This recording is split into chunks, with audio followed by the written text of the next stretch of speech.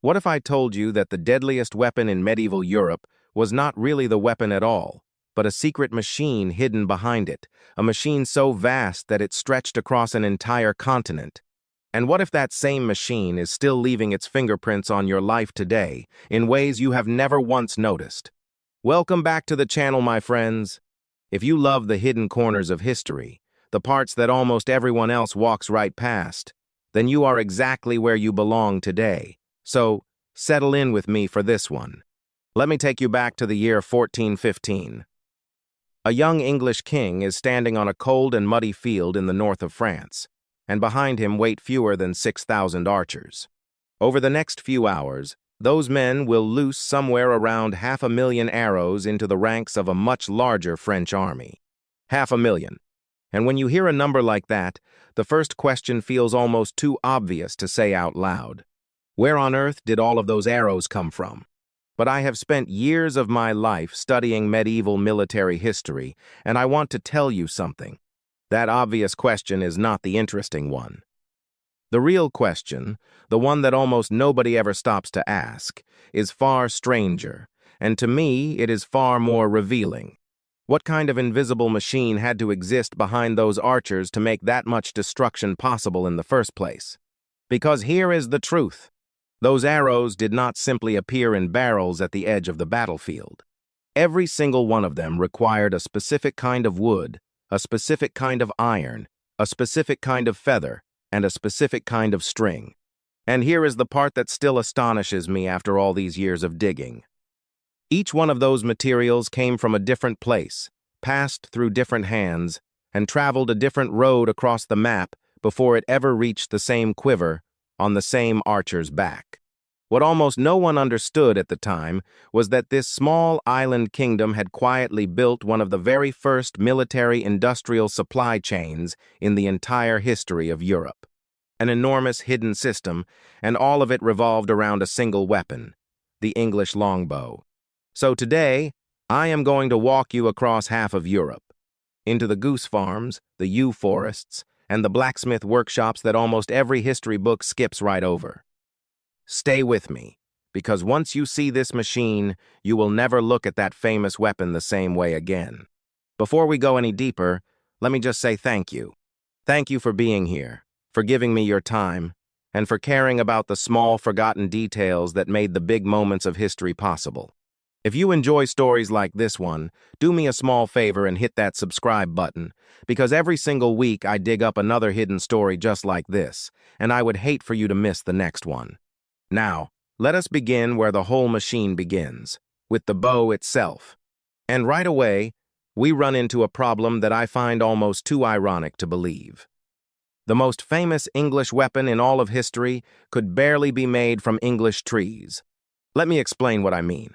A proper war bow, the kind that could punch clean through plate armor at 200 yards, had to be crafted from a very particular wood called yew. And not just any yew would do. The ideal bow stave came from a yew tree that had grown slowly, in a cold mountain climate, high up on a shaded slope where the grain stayed tight and the wood stayed dense. Now, England had yew trees, that is true. But English yew tended to grow in the mild, gentle lowlands, and that wood came out too loose in the grain and too soft in the body.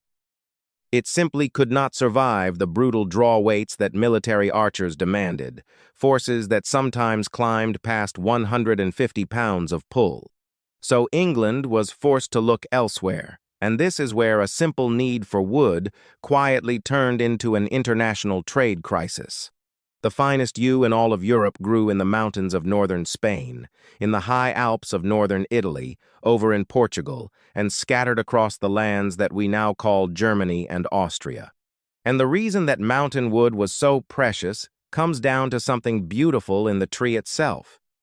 The inner heartwood of the stave resists compression, so it sat on the belly of the bow, the side facing the archer. The outer sapwood handles tension, so it sat on the back of the bow, the side facing the enemy. Together, in a single piece of timber, they formed a natural spring, a kind of living laminate that no other wood on earth could match. So England began importing these yew staves in staggering quantities, and when simple trade could not keep up with the hunger, the crown reached for the law.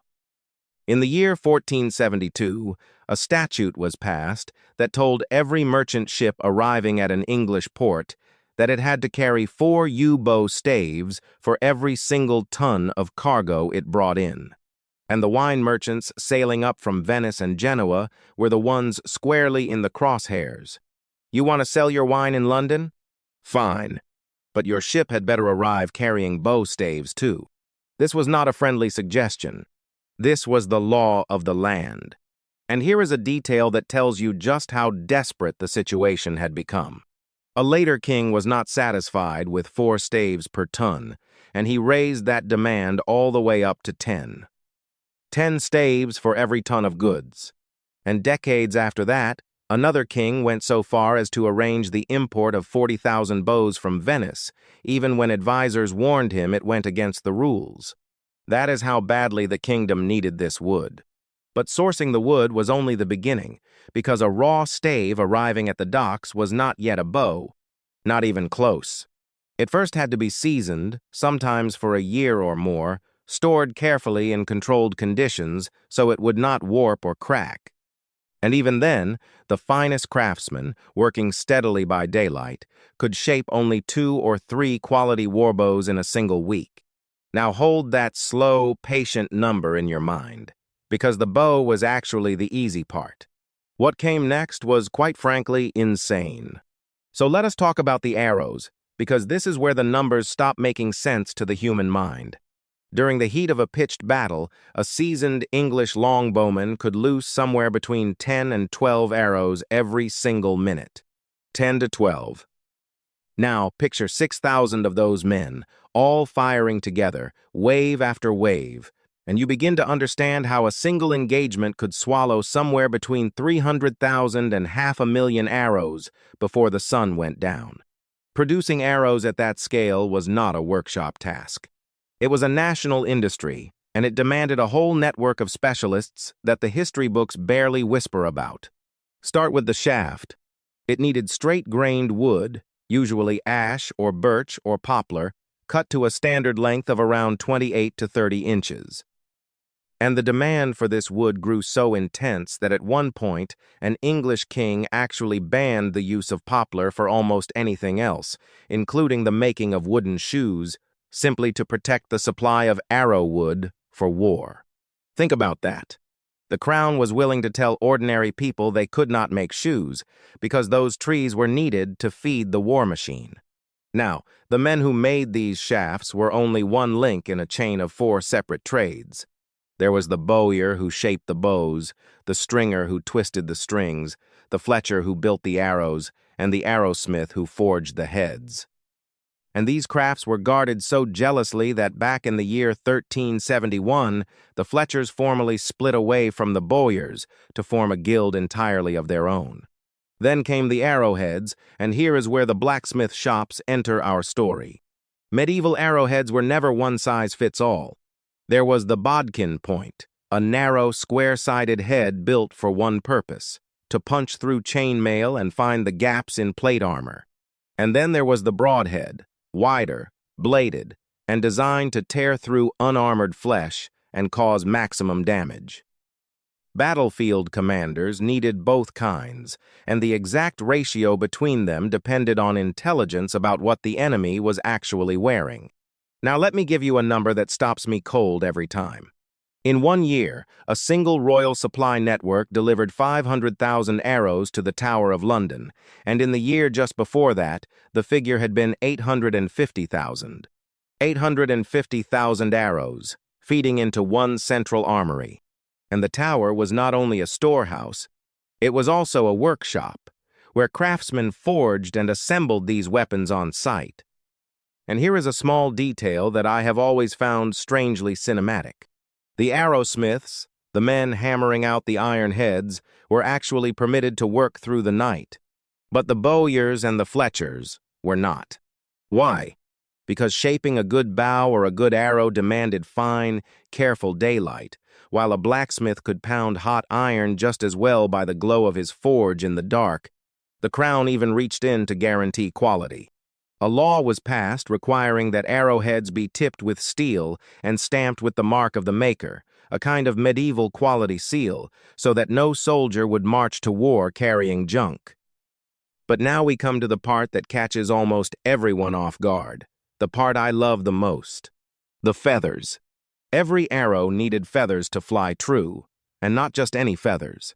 It needed 3 flight feathers taken from the wing of a goose. Not the body, not a duck, not a chicken.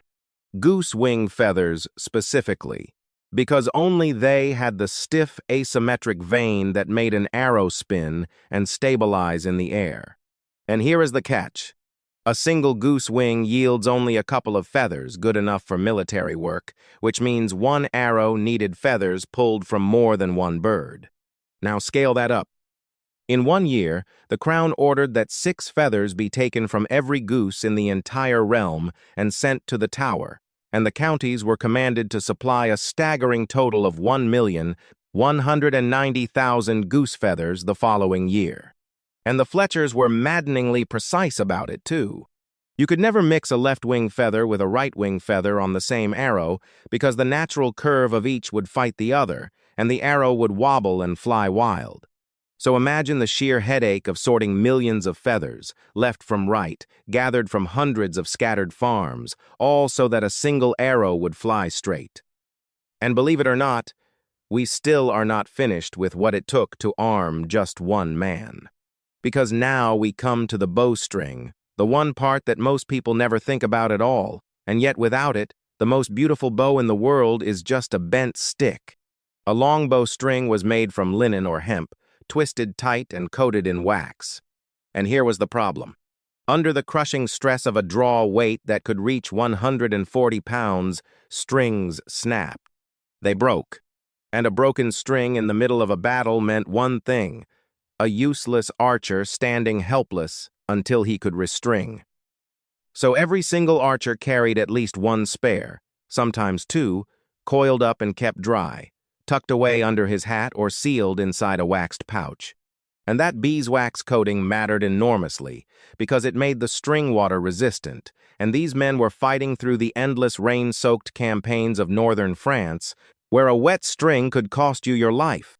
And then, once you had all of it, the bows, the arrows, the heads, the feathers, the strings, every single piece still had to arrive at the right place at the right time. Arrows were bundled into sheaves of 24, packed into barrels, and hauled by ox cart down the rutted, broken roads of medieval Europe. Bows were wrapped in oilcloth and shipped in bulk toward the coast. Spare strings were counted, waxed, and handed out among the men before they ever set sail. The supply train behind an English army included wagons dedicated to nothing but archery gear, sometimes dozens of carts carrying only arrows and replacement bows. And losing those supply carts to a river crossing gone wrong or an enemy raid could cripple an entire army's offensive power overnight. Now let me put the sheer value of all this into terms you can actually feel. A single sheaf of 24 arrows cost around 16 pennies, and an archer himself was paid only about 3 pennies a day. Stop and do that math with me. 1 bundle of arrows was worth nearly a full week of a fighting man's wages. These were not cheap, disposable sticks. Each arrow was a small, precious, handmade investment, loosed into the sky and very often never seen again. And this is why I have come to think of the medieval archer in a very modern way. That single man, standing in the mud, was really the visible tip of an enormous machine of manufacturing, supply, mobilization, and training. In a strange way, he was the precision-guided weapon of his age, able to strike down a chosen target from a distance, much like the drones that fly over battlefields today. But the drone is nothing without the network behind it, and neither was he. And the Crown understood this better than anyone, which is exactly why the whole system was backed by the force of law. Going all the way back to the year 1285, a statute required every man of fighting age to own weapons suited to his station. And for the common man, that meant a bow and arrows. Later kings pushed even harder. They banned football and idle games on Sundays and commanded that men practice their archery instead. Let me be clear about what that really was. That was not about recreation. That was a national military training program, enforced in every village by local officials. The logic was simple and it was brilliant. If every town in England was already full of men who knew how to shoot, then the Crown never had to train them from scratch when war came. It only had to supply them. And when war did come, commanders raised their forces through written contracts, agreeing to provide a fixed number of men at arms and archers for a set wage over a set term, usually around 6 months. Counties that came up short were fined. Craftsmen who missed their quotas were punished. Every link in the chain was held accountable. But here is where the story turns, from iron and wood to flesh and bone, and this is the part that gives me chills. In the year 1982, a sunken warship was raised from the seabed off the southern coast of England. She had gone down back in 1545 with more than 700 souls aboard, and when they brought her up, they recovered 92 human skeletons, along with 172 longbows and thousands of arrows. And those skeletons told a haunting story. Many of them were deformed. You see, these archers had begun their training as young boys, drawing bows that required between 160 and 200 pounds of force, at a time when a modern bow asks for only about 50. That relentless, one-sided strain, year after year, physically reshaped their bodies. Their right shoulders sat higher, their spines twisted, and their bones carried a distinct condition where the shoulder blade never fully fused. These men were quite literally shaped by their weapon, molded by it from childhood. And that, right there, hints at the fatal weakness hidden inside this whole magnificent machine. Because this extraordinary system carried the seeds of its own destruction, buried right inside it from the very start. Think back to the yew. The demand for that wood was relentless, but a yew tree grows agonizingly slowly. A tree mature enough to give up a good bow stave might be 60, 80, even 100 years old. And across the 14th and 15th centuries, England, Spain, Italy, and the German states together stripped their yew forests faster than those forests could ever hope to recover. By the late 1400s, complaints about yew shortages were appearing in government records all across Europe, and the great trading city of Venice began choking off its exports as the supply ran thin. The machine was starving for its most basic material. And at the very same time, the human side of the chain was fraying too. Remember those reshaped skeletons? Training a competent war archer took years, not weeks, not months, but years of painful, patient effort beginning in boyhood. Now compare that to a crossbow, which a raw recruit could learn to use in a matter of weeks. Or to the early firearm, which took even less. Yes, the longbow was still the superior weapon in raw speed and range against most targets.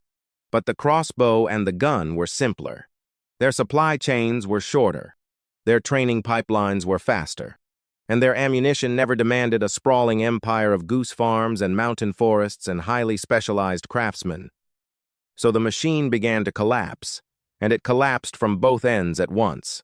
From the top, the Crown slowly lost its will to enforce those old archery laws as gunpowder proved itself on the battlefields of Europe. And from the bottom, ordinary men found that years of grueling practice held far less appeal when a crossbow or a musket offered a faster path to a soldier's pay. The last great battle where the longbow played a starring role came in the year 1513, and by the time of the English Civil War in the 1640s, this once supreme weapon had become a relic. It did not die because something suddenly killed it.